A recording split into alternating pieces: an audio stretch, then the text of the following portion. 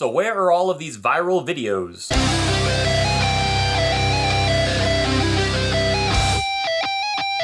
VHS Viral. So VHS Viral is the third and supposed final installment to the trilogy of VHS anthology films, and this go around we have 3 shorts with a wraparound, so this runtime is significantly shorter than the first 2.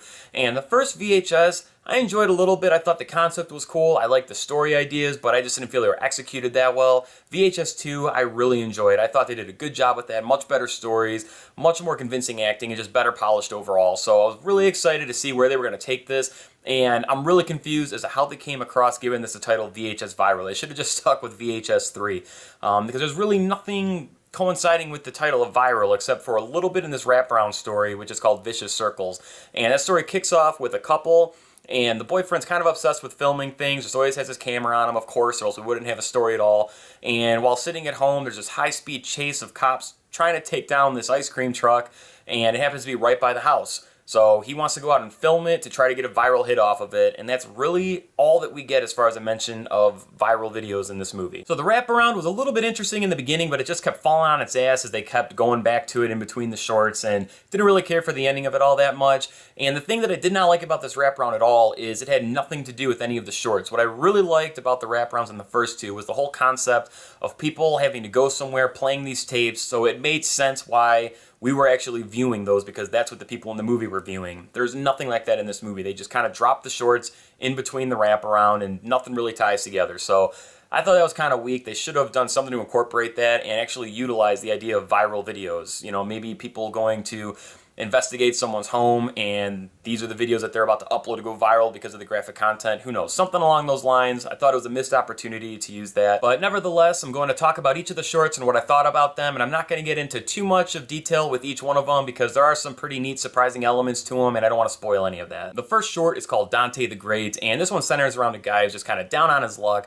He's taking up magic. Nobody really takes him too serious, and he eventually comes across this cloak that enables him to perform real magic. This guy becomes a huge magician. He's selling out events, and it's a very exclusive thing to go see this guy, and he eventually realizes and has to come to terms with, in order to keep the power and keep this cloak, there is a price to pay for it. The interesting concept with this one, and what differentiates it from all the shorts in the 3 films, is it's shot in a documentary style, and if you've seen the movie Bernie, it's shot very similar to how Bernie was. I thought this one was okay. It was an interesting concept, and I thought they executed it pretty well. There's definitely some pretty cool moments in this one for sure, but it was my least favorite of the 3 shorts. The next short is called Parallel Monsters, and I wound up really liking this one. It's a very interesting concept, and it's all in Spanish, so there's subtitles for this one, and it revolves around this guy who creates this like spacegate portal that opens up a dimension to a parallel universe. So once he opens up this dimension, it's basically the mirror image of himself in his room. So he starts to converse with himself in this other dimension, and they decide to basically trade places for 15 minutes just to experience life in that alternate dimension. So at first everything appears to be normal, and then they start to notice some differences in those alternate dimensions and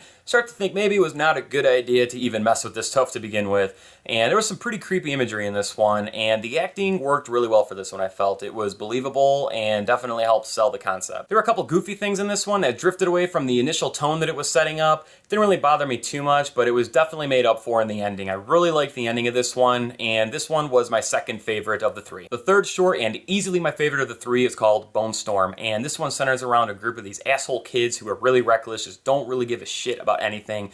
They're filming this skateboarding video, and once they run out of places to go film at, their kind of like lead cameraman suggests going down to Tijuana to finish shooting this thing.